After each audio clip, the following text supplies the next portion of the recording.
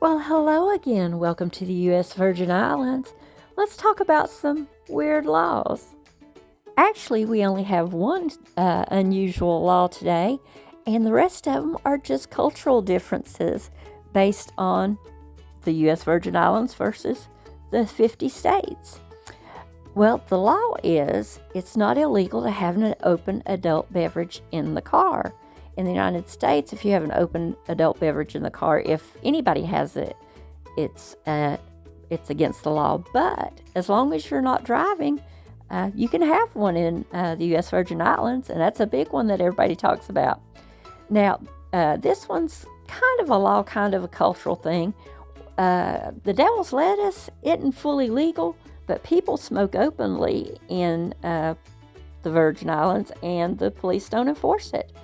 And they say it's very common to see a use within the outdoor and amongst the public. And the islands technically have street names, but nobody uses them.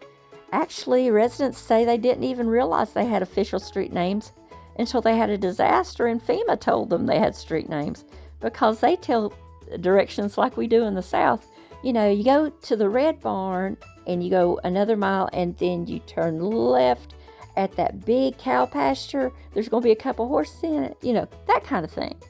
It isn't illegal, but it's wildly unusual, except for in the South. And island time is really a thing. Ferries, parades, and events simply start when they start. Again, it's not a law, but it's a culturally enforced norm. And the WAPA, the Power Authority, has constant outages and sky-high rates. And that's just adding insult to injury, folks. And the residents describe daily power outages and some of the highest electricity costs in the world.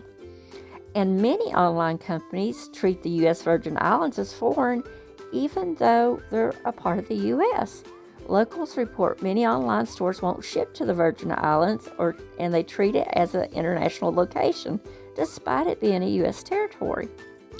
Well, it looks like the only truly weird law confirmed is the actual legal oddity that qualifies is the open container in the cars.